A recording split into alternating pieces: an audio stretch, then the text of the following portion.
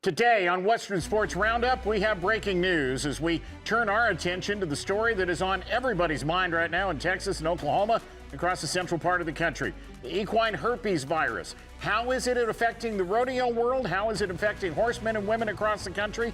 We will tell you the stories, visit with veterinarians, and dig a little deeper. That's coming up today on Western Sports Roundup.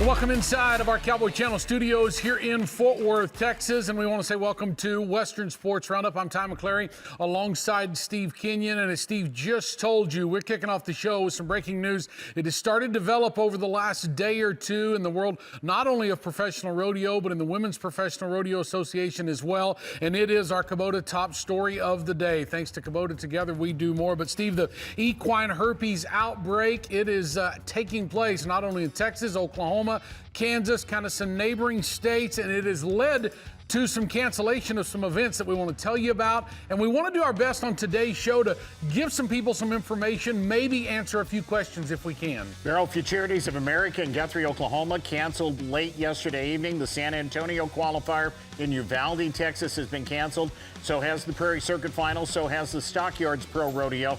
The Equine Sports Alliance Finals in Glen Rose, Texas have all been canceled. The PRCA offering this statement: the safety and well-being of animal athletes is a top priority, and the recent EHV1 announcement from other events has led to the cancellation of these events. The PRCA goes on to say additional information regarding how this cancellation will affect the contestant field for the San Antonio Stock Show and Rodeo in February will be provided once details are finalized. And the Women's Professional Rodeo Association had this to say about the EHV1 outbreak: we take this notification extremely seriously and are committed to providing full transparency while upholding the highest standards of safety for our contestants, their animals, and of course the WPRA went on to say, and our team remains vigilant and dedicated to maintaining a sanitary, responsible, and professional environment. As we receive more information, we will keep a clear line of communication. Those are the statements from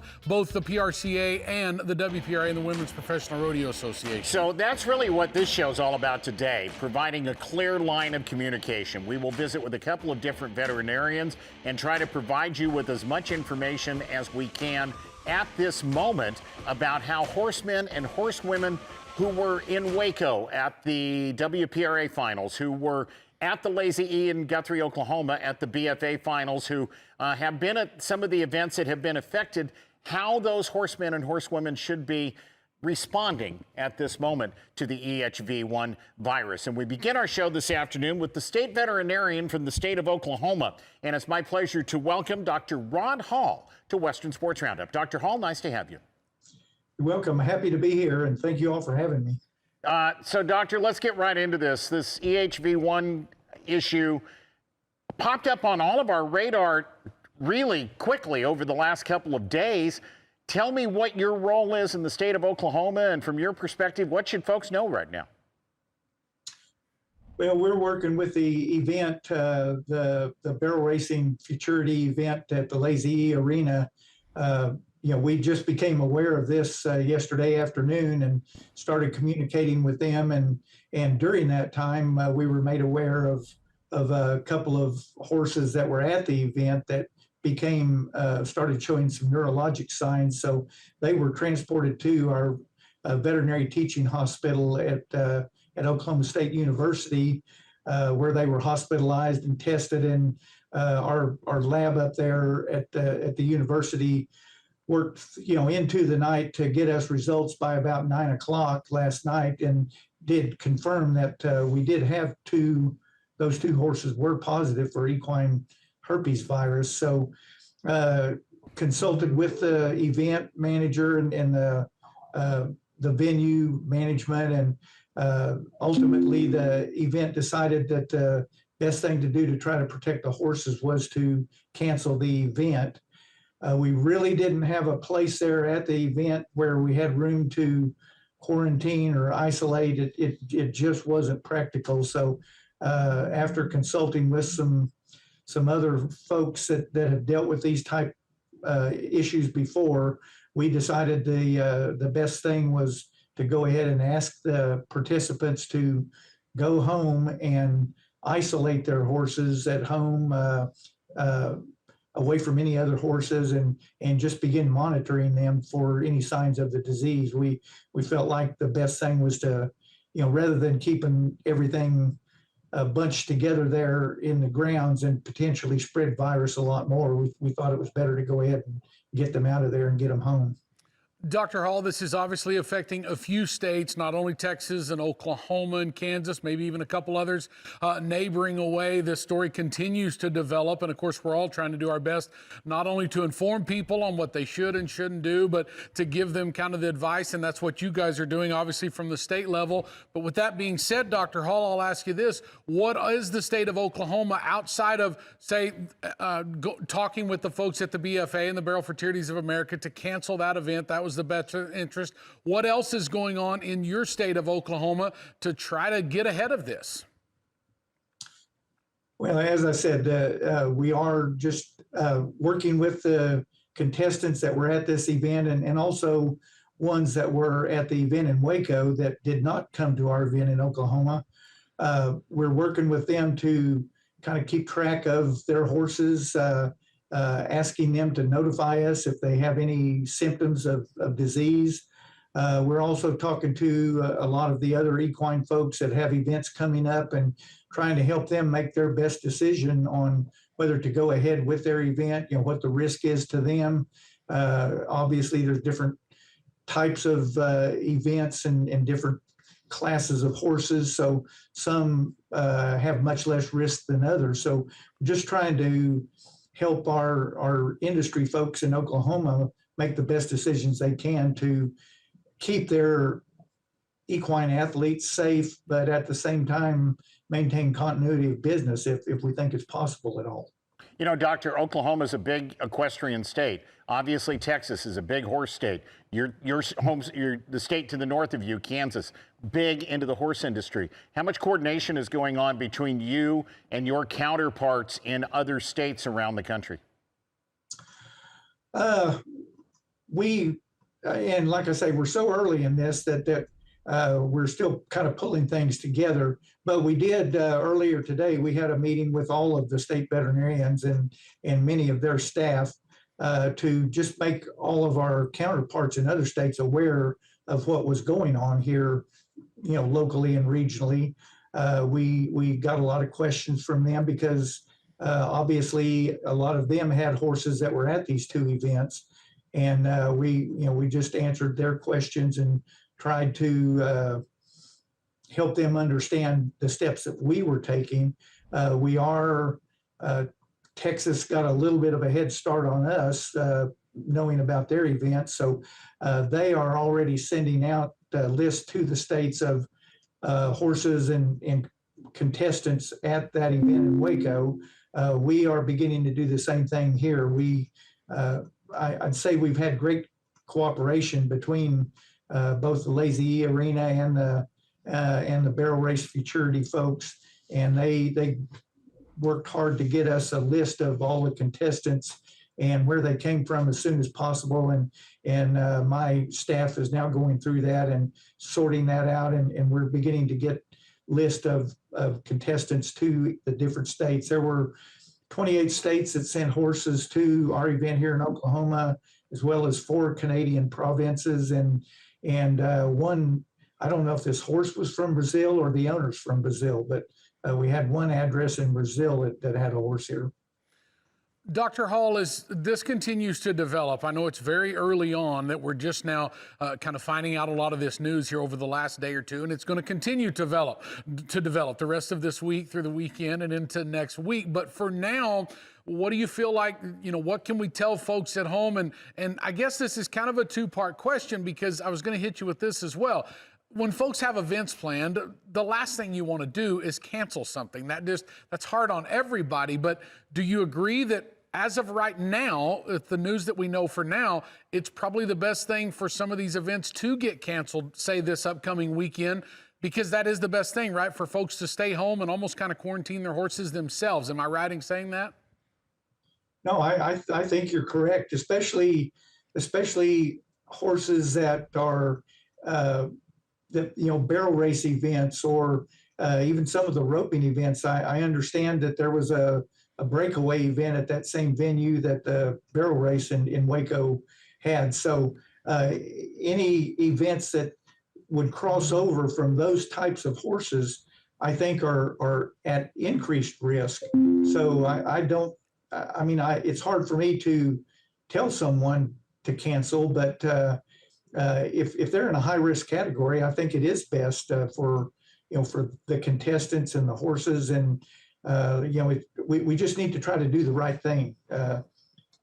Everyone wants to continue, and we're aware of how hard it is to cancel these events, and the way it impacts the event itself, the management, and the participants. But we just have to do the right thing and protect the horses is the number one responsibility we have. Doctor, final question before we let you go, and thank you so much, sir, for your time. We genuinely appreciate it.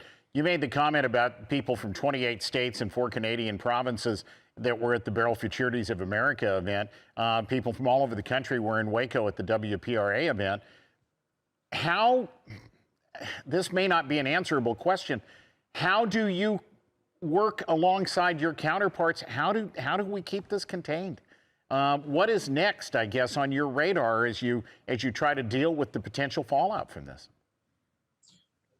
Just educating the participants and the contestants who had horses here, and the social media of these events has done a great job of pushing that message out, and we're sending information out to the contestants as we get their contact information. But the main thing is just educating people, making sure that they understand the importance of isolating any horse that has been exposed to a horse that was at one of these events, and monitoring their temperatures and reporting any illness that comes up for the next couple of weeks, or in some cases maybe even 21 days.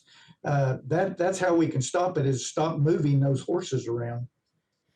Dr. Rod Hall, thank you so much for your time. Great information that you shared with us here at the Cowboy Channel and our viewers, and with you at the State Veterinarian there in Oklahoma. We appreciate your time, and thank you for joining us today on the show. Thank you all. You're welcome. Well, folks, we're going to continue to do our best to continue this coverage here on the Cowboy Channel. In fact, we invite you to stay tuned with us. We'll have more on Western Sports Roundup coming up a little later on in the show. But lots of I shouldn't say lots yet. That's probably a pretty broad word.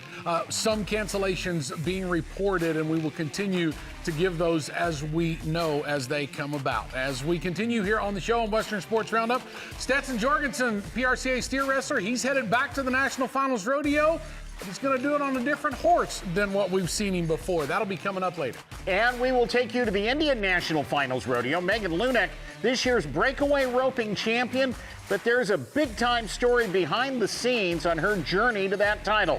She will join us and tell us about it. That's all coming up on Western Sports Roundup. Western Sports Roundup brought to you by Resistol, the official hat of cowboys everywhere. We live it every day. Western Sports Roundup is brought to you by Rock and Roll Denim. Live boldly. Live in rock and roll denim. Glad you're with us here on Western Sports Roundup inside that beautiful building at Cowtown Coliseum. Going on right now, they're celebrating the life of a wonderful man, Bobby Kerr, of course, who left us way too earlier back this fall. Of course, a 6-time PRCA award-winning Specialty Act of the Year, nominated for number 7. With his life getting cut short this year, he'll maybe be crowned number 7 as we get out to the NFR. But what a man, and they continue to honor and celebrate his life today. Yeah, friends and family are gathered together. Ty and I had the opportunity to spend a few minutes at the celebration of life today for Bobby Kerr. You're looking at him, of course, the winner of the Extreme Mustang Makeover back in 2012, and that launched him on a career in professional rodeo that would see him attend and entertain millions of fans, literally, at some of the biggest and some of the smallest rodeos in the country. Bobby went all over the place, and you had a chance to see him, enjoy him, appreciate his life story, appreciate his work. In the memorial service today, Ty and I both noticed those dogs that you saw sitting on that old car that Bobby used to drive into the arena, and those dogs just sat there the entire memorial service, the entire celebration of life. A couple of his Mustangs and a very spunky little pony were literally wandering around behind the stage as people spoke and told stories of his life. Bobby had esophageal cancer, and his doctor spoke. And one story I want to share before we move on from the show. He was diagnosed in 2021, and his doctor told us that 2% of people diagnosed with that cancer live beyond 1 year. Bobby made it 4. That is just a testament to the kind of man he was. Bobby Kerr, you will be missed. You were a friend, and in our rodeo family, you were a hero to a lot of us. And his celebration of life going on right now at the Cowtown Coliseum here in Fort Worth. Stetson Jorgensen is a national finals steer wrestler, and in fact, he's headed to his 6th national finals rodeo in the number 7 spot. Normally, he rides a really good mare called Mabel, but he has changed things up for this season's national finals rodeo. Mabel's a little under the weather, just a minor little injury back a few months ago, so decided to step on another horse of the year that belongs to Ty Erickson. Crush is what he's going to be riding there. Yeah, and he's got some experience on Crush. He finished 2nd in Sioux Falls at the Governor's Cup on Crush for $24,000. Stetson telling us, unfortunately, Mabel will be sitting out the NFR this year due to a minor injury, but in the meantime, she will enjoy some much-deserved rest. This would have been her 6th National Finals rodeo. She can come back stronger than ever in 2026. That from Stetson Jorgensen, talking about that great horse, Mabel. 7th in the world standings in 2025. They won Pendleton. Catch percentage 76.4. 6th trip to the NFR. They $59,000 out of the number 1 spot. Stetson is right now. Here's Crush, and this is the horse that carried Ty Erickson to a 2019 world title. This is the 2024 AQHA Steer Wrestling Horse of the Year, and this horse played a very important role in the Bulldogging World Champion in 2024. Yeah, absolutely did. And of course, you can see right there at the bottom of your screen, they won a little over $50,000 on that horse at the Governor's Cup, and that was without Ty Erickson there. Right. Remember, Ty Erickson was going to all the rodeos across the country that last weekend. What does he do? He sends his number 1 horse, Crush, to guys like Stetson Jorgensen and others for them to be able to win big money at the Gov Cup. Stetson won 2nd at the Governor's Cup. Rowdy Parrott riding Crush won 3rd at the Governor's Cup. Between them is, you just saw in that graphic, $52,000. Some of the greatest bulldogging horses in the country right now are competing, and we'll see them at the National Finals Rodeo that starts December the 4th. We sure will, and we invite you to stay with us here on Western Sports Roundup, the Gold Buckle Futurity in Abilene, Texas. We've been giving you some results over the last couple days. We'll give you a few more results. This time, the limited results. That'll be when we return. And we've got more opportunities to share more information about the EHV1 virus. We will have the opportunity later on to visit with another veterinarian and find out what you should be watching for right now if you are in the horse business, especially if you just came back from an event that possibly was canceled. We'll tell you all about that and more coming up on Western Sports Roundup.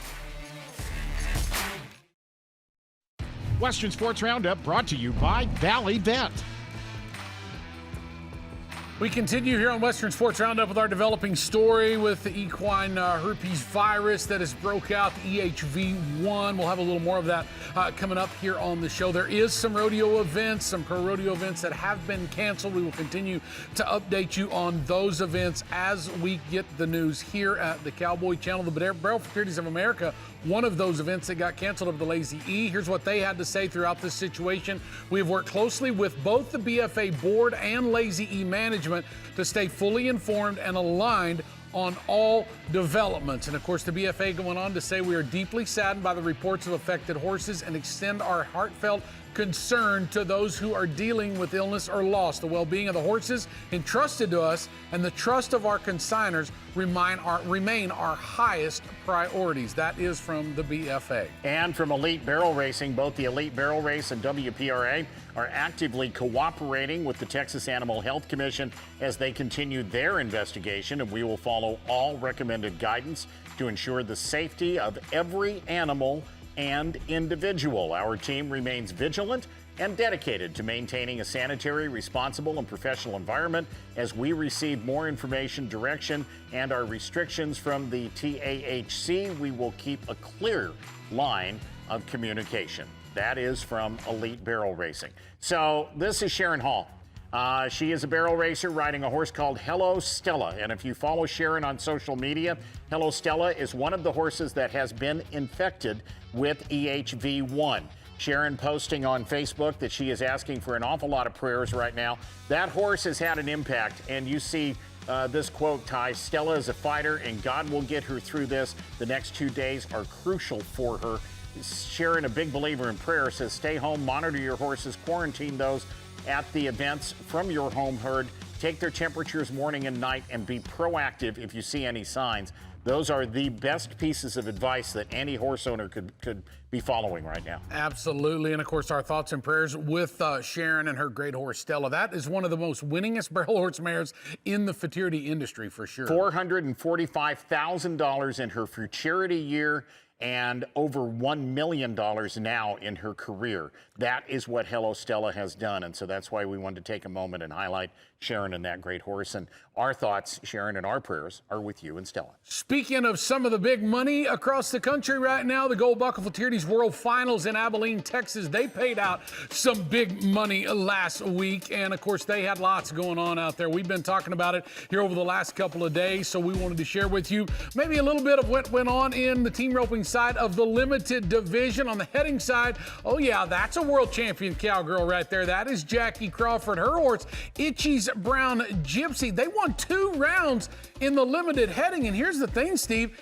even though they won 2 rounds, that still wasn't enough to get the outright win overall. Yeah, Jackie Crawford, the WPRA's barrel racing, or WPRA's most winning roper. Here is Furman Gilbert and SJR Diamond Billy, the limited heading champion, 894.06 in the aggregate, $9,500 payout. Furman actually works for NFR team roper Cody Snow. Cody actually told Furman the night before that he had entered him in the limited division, and he said, I guess I could hardly sleep thinking about it. So this was a pretty cool opportunity. The horse he was riding had been in the winner's circle before. That SJR Diamond Billy Jack Sabins actually first showed that horse, and of course Cody ended up showing that horse in his 5-year-old year. Now Furman takes him to the top in the limited heading. 894.06 was the score after the runs that they had made. So congratulations to Furman Gilbert. On the heading side, now we talk healing side. Yeah, let's talk about the healing. The limited healing, all ages, Justin Oaks riding Smokin' Duels, 900.16 in the aggregate. We told you every day, but these are judged events, a $9,073 payout. This was a big move for Justin. 2 years ago, he won the non-pro incentive in the same class on the same horse, and now has improved his skills and his horse to step up and win the limited category. Yeah, and he beat out some big dogs in there as well. Oh yeah, one little guy by the name of Tristan Brazil. Yeah, that's Trevor's son. He beat him. Look at the span between there, like first, second, third. When you look at it, 900, 899, 898. I mean, my goodness, it was tough right there. Tristan actually had a couple of them in the limited healing division right there. His dad has won a bunch of money on that horse at number 5, the Dark Side. Oh yeah, that's a family affair right there, and congratulations to all who had success at the Gold Buckle Futurities. You better stay with us here on Western Sports Roundup. We've got a short story to share with you that you're not going to want to miss. It's all about the breakaway roping champion from the INFR at the Indian National Finals. That young lady right there, she will tell that story when we return.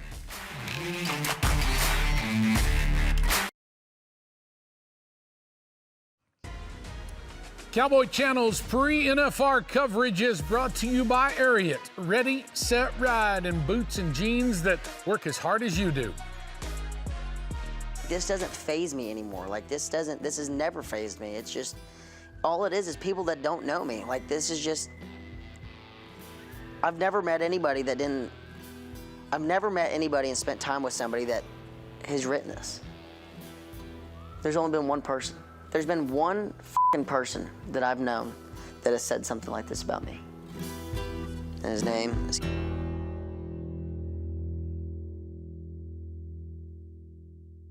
That is Rocker Steiner's show, Hell on Wheels. It's been airing every week here on the Cowboy Channel. It continues tonight with another brand new episode coming your way. You're not going to want to miss it. 7:30 Eastern time right here on the Cowboy Channel. Of course, if you miss any of it, you can go back on our Cowboy Channel Plus app and catch back up where you catch it all.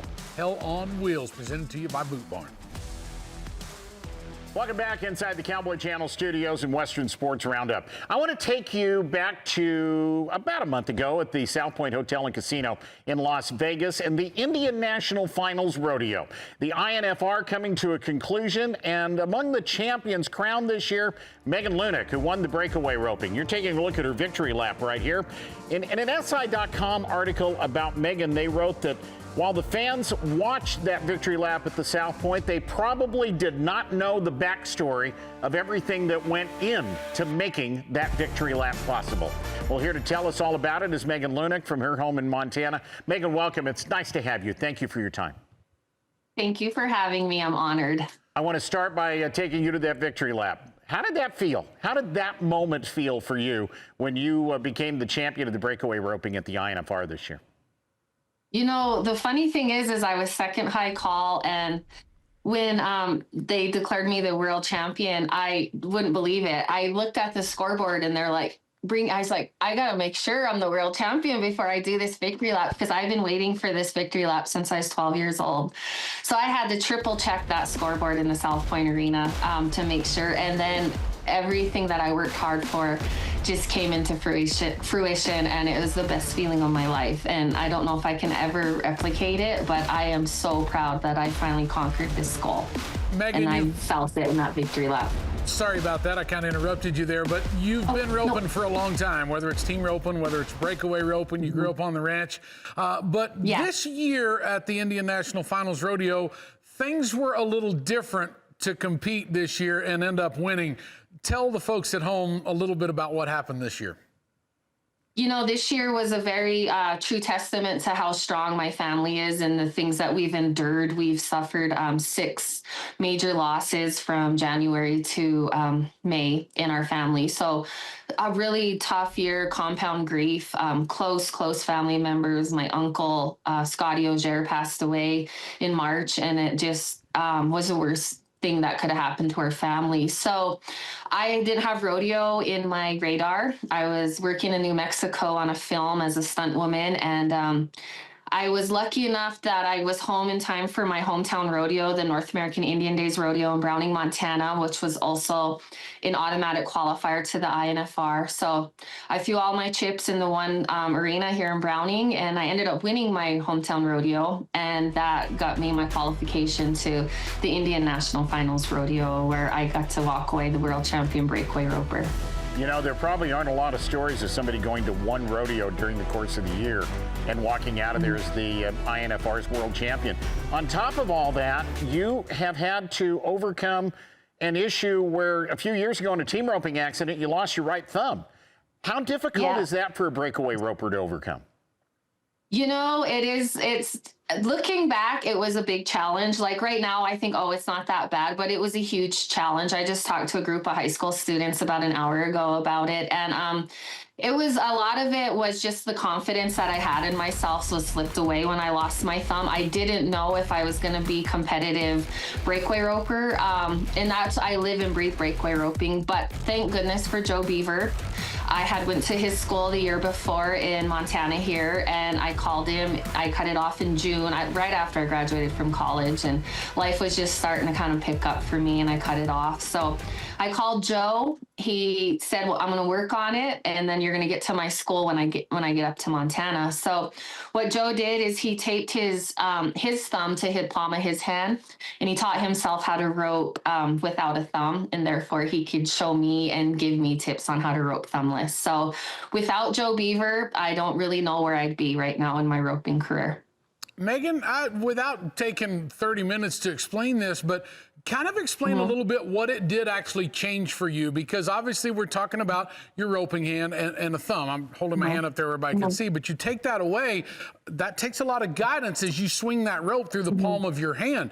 Explain the difference in that and what those steps were that you kind of had to take and what Joe helped you with to be able to swing that rope around your hand and around your head and not lose grip of that rope. Yeah, you know, one of the main things that we did is we switched from a 3-strand to a 4-strand rope. So I had a lot more depth and kind of girth in my hand. And so here's my thumb. And rather than holding my rope, my loop up here, I have to hold it more deeper into my palm and squeeze it like that. Because I wasn't going to be able to rope with the strand in between these two fingers like some people do. So with that, it was switching to a 4-strand, and it was literally getting on the dummy every night of my life and teaching it myself. Because Joe gave me the foundation, he gave me the steps, but it was up to me to practice it and to perfect it. And I've done a pretty good job. Luckily, I haven't blown my spoke very much, because I know that happens a lot with people that are missing thumbs. So just with Joe's guidance and then my tenacity and my grit, I got through it. And it was a challenge, definitely, and it still challenges me, but it's just part of who I am right now. I love it. It's a good conversation piece, but it was just little things that we switched up that just worked beautifully for me. And the main thing was switching to a 4-strand rope. So how long after Joe and you had that conversation and Joe gave you his thoughts, and what would you estimate? How many times did you rope that dummy in the back of your mind thinking, okay, this is the final round of the INFR and I'm roping for a world title right now? How long did it take you to get really comfortable roping with that change in your roping style? You know, thousands of hours on the dummy, thousands of hours, because I was very upset that I lost my thumb, and I was a pretty good roper before I lost it. And I thought my career was like, life changing. It was ending, and it wasn't. I had to just dig down deep and get strong. So I lost it in June, and it took me all summer to heal. And then by the time I was healed up, winter came around, and, we live in Montana where we have about 3 months of rodeo, and then Old Man Winter shows up. So there was a lot of nights in the barn and in the shop at my parents' house that I roped the dummy, and I roped it all winter into the spring until I got to Joe's clinic in Helena, Montana that spring. And that's when I really learned that I can do this. And I already did it in this winter, and to do it horseback in front of Joe Beaver was great. And I was back to entering rodeos that next weekend after his clinic. So it was pretty cool. Megan, you mentioned this a little bit earlier, but I want to give you one more opportunity, because I think this story is just amazing. Not only what you and your family have gone through this year, but for you to have the drive to continue to do what you love, lose a thumb in the middle of all this, still be able to come back and win a national title at the Indian National Finals Rodeo. That speaks wonders on what you can do inside your headspace through adversity, through it all, and still come out on top as a titleist. Yeah, it definitely does. And I really think that comes from my roots as a rancher growing up, and you had to get the job done no matter what the weather was, the situation was. It's just being born and raised into a family where there were no excuses but to try your best and to make do with the resources you have, and whatever life threw at you, get through it, get by it. I come from bucking horse riders. My family, my dad, my uncle, they're saddle bronc riders, and we always have in our family bronc to breakfast. Every day there's a bronc to breakfast. It's a CMR wrestle painting, but we use it as a kind of in theory, like every day there's a bronc to be ridden, and it's just up to you to get up, saddle up. Courage is scared to death, but saddling up anyways, John Wayne says, and just getting through those tough times, because the good times are going to come out in the wash. Megan, you just inspired a lot of people. Yeah, I'm one of them. Thank you very, very much for your time. I think that was... Thank you, Beth. I really enjoyed the opportunity. I wish we could do this for an hour. I really enjoyed having a chance to hear what you just said. Thank you so much for your time. Thank you, guys. I'm honored. Have a good day. Megan Lunak, the 2025 Indian National Finals Rodeo breakaway roping champion, joining us here on Western Sports Roundup. We're going to take a timeout. When we come back, we'll focus again on the EHV1 issues that are going on right now in the horse industry, and we'll have a chance to visit with Dr. Justin High from the Rodeo Equine Clinic in Weatherford, Texas, get his thoughts on what horse owners need to know. That's next.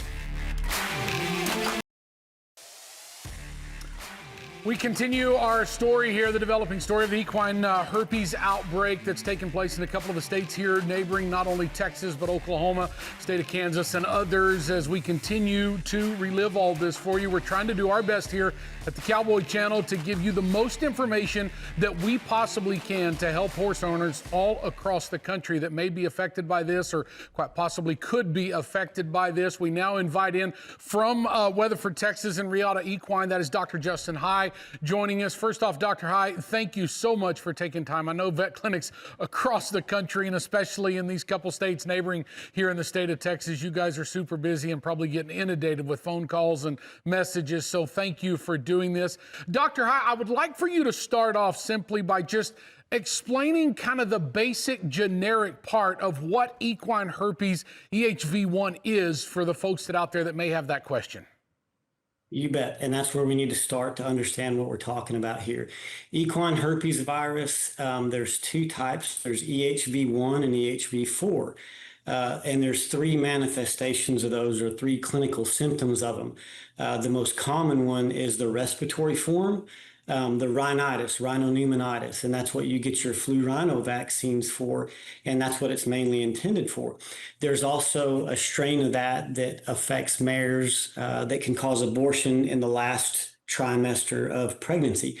That's where, like, your pregnant mare rhino shots, Prodigy, Pneumabort, things like that, Rhinomune, those are all intended for that. So there's the other manifestation of it. The one that is fortunately much less common is the neurologic strain that we're seeing an outbreak of now. All, like EHV1 and EHV4, can produce all three of those symptoms. EHV1 is most commonly the one that's associated with it. Respiratory most commonly, then the abortogenic strain, and then the neurologic strain that we have now. Why you see neurologic symptoms in this is because that virus basically causes a vasculitis, an inflammation of the blood vessels in the central nervous system.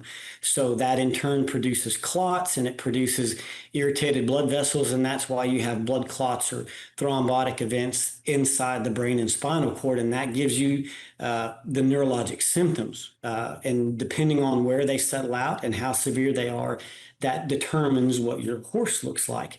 But it is a rhinovirus. It is not contagious to humans in any way.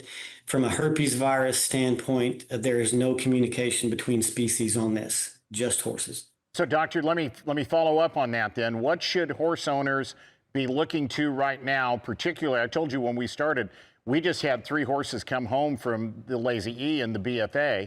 So I'm personally interested in this, certainly. What should people be looking for and doing with their horses right now? Exactly. Okay, so I'm going to go ahead and put myself in the same deal that you are. So I'm telling you things that I'm doing as a veterinarian, and I'm also doing with my kids' horses. They both college rodeo, and as soon as I found this stuff out, I did the same thing you did. I brought them home last night. What we're doing is, the most important thing is we're staying home. We're not going to the jackpot tonight. We're not having anybody over. We're not doing anything else. Our horses are going to stay here and be nice and healthy. And that is one of the most important things that we can all do, is not do any traveling for a little bit, because the more these horses move around and the more they get commingled, the longer this is going to last and the more cases we're going to have. So staying at home is number one. The other very important thing that we're going to do is take those horses' rectal temperatures twice a day, AM and PM. A normal temperature on a horse should be somewhere between like 99 to 101.5. Anything with a fever of 101.5 or above, you need to call your veterinarian. You need to make sure that horse stays there, and then investigate it from that. The biggest things that we need to look at too, symptom-wise, because fevers, that's why we're temping these horses twice a day, and it is so very important. I don't care if your horse wasn't around anybody else, go ahead and do it, because that's going to be the early warning of potential symptoms to come. Fevers tend to show up ahead of neurologic symptoms. Not always, but most of the time. So what we're going to look like, that sign that you have there, the most common one that we see that everybody's familiar with is the respiratory, like fevers, runny nose, runny eyes, coughing. That's the most common. We're not typically going to see that in our neurologic horses. They may have a little bit of nasal discharge, maybe a little bit of swelling in their legs from that vasculitis, but that's what we need to look for in those. The abortogenic side of things, that's a little bit more on the mare side. That's one of those unexpected things.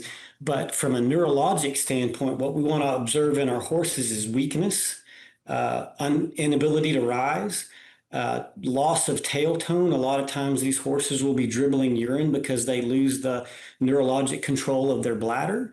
So sometimes they'll have difficulty passing manure or dribbling urine, stumbling, wobbling, leaning against the wall. Anything that, what I tell people is if they don't look right, their head's not in the feeder, and they have a temperature, you need to call me because we're going to come look at them there. Doctor, let me follow up on that. Is there a time frame?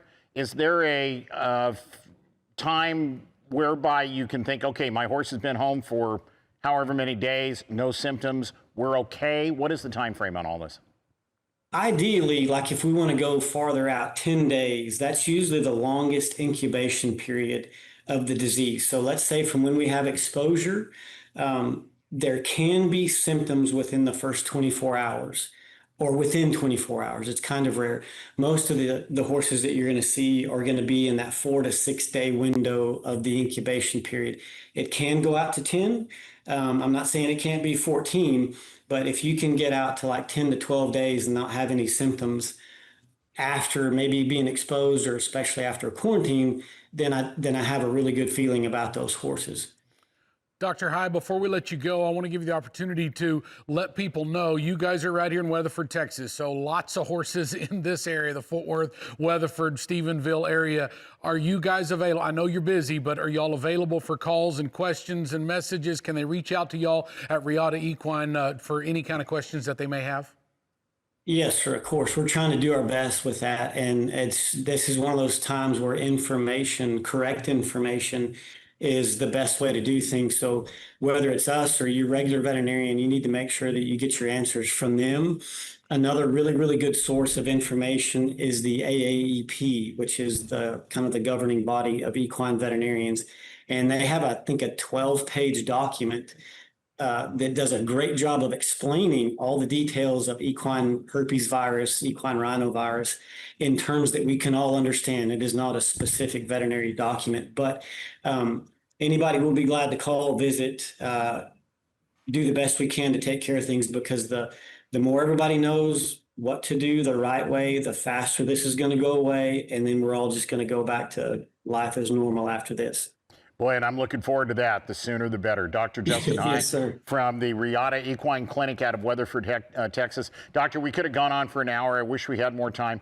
Thank you for the information, and we appreciate your time and your sharing with us today. You bet. Thank you, guys. I appreciate it. That is Dr. Justin High from Rodeo Equine here just close by us here in Fort Worth in Weatherford, Texas. Hopefully we gave you a little something there that will help you folks at home with this EHV1 that's going on here in these few neighboring states. Stay with us. Coming up on Western Sports Roundup, we're going to talk a little breakaway roping. A special event took place at the 3L Ranch Open. Talk breakaway roping, tell you all about it when we return.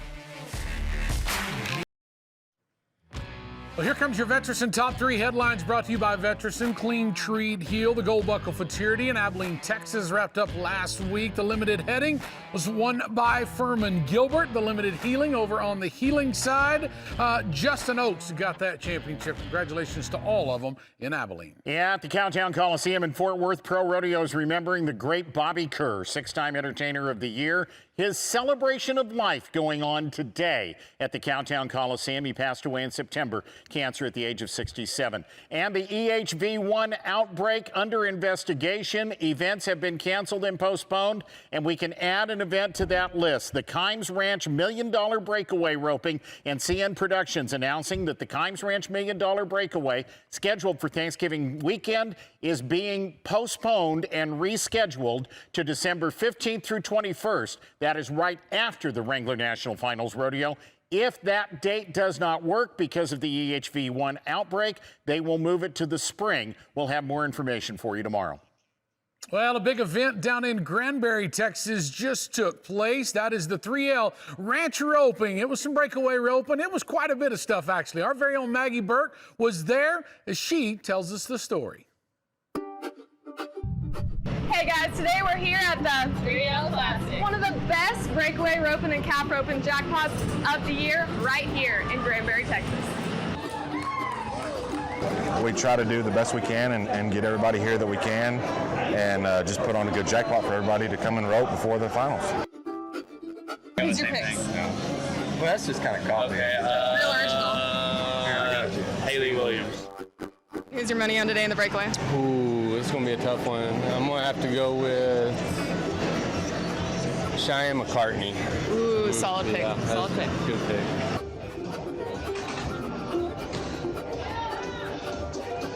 Round one was good. Drew really good. Cute little paint calf. Love that. They're dragging over the hole she put in that ground. She's out here being farming. She's supposed to be roping. No, she used farm equipment out there. So what are the calves like today? Pretty great.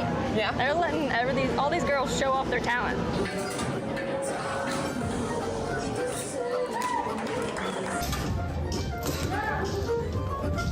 Yeah. All right, now I'm here with Megan Cotton, 5th in round 1. She just won round 2, and this is your first time at the 3L Classic. What brought you here today? Honestly, just the Lord. We stay pretty busy with cattle and everything, so I don't really get a whole lot of chance to come to a jackpot that pays this good. So I just had a free day, so I was like, let's go. So when you do get to come, you definitely are making it worth it so far? I tried to.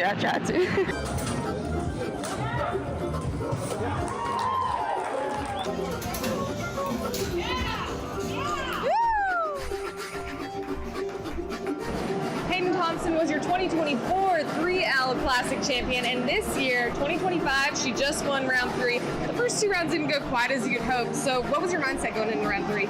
Yeah, I got a barrier on the first one, and so the last 2 I was just trying to ball out, and got it done on the third one, so it was good to go out on a bang, I guess. She sure did ball out. She was a 1.7. What does it take to be that fast in this pen? Really tight horse.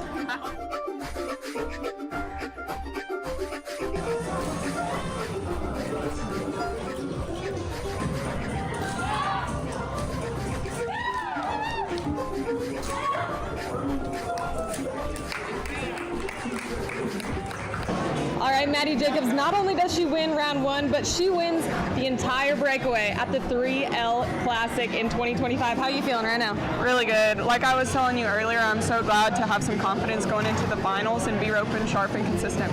You're roping against some of the girls that you're going to see at the finals as well already. It was a dogfight today. What did it take to get this win? Yeah, Mike's roping is always as tough gets. Like Martha is the queen of Mike's here. But anyways, it was kind of scored out a little bit where you had to see a little bit. Calves ran on, and so I just think it took some sharp scoring and really riding your horse to the calves. And that's exactly what we saw you do today. Good job, Maddie. Thank you. That is Maggie Burke bringing us that story from the breakaway roping down at the 3L. She's working on the tie-down roping side of that story as well. We'll see that coming up real soon. Don't forget on the Cowboy Channel, Hell on Wheels. It's coming your way this evening. You won't want to miss that. Rocker Steiner's great show. So tomorrow on Western Sports Roundup, we'll have the latest on the EHV1 outbreak. We will tell you those stories coming up tomorrow. We hope you will stay with us. For Ty McClary, I'm Steve Kenyon. Thank you so much for spending your afternoon with all of us. God bless everybody. This is Western Sports Roundup.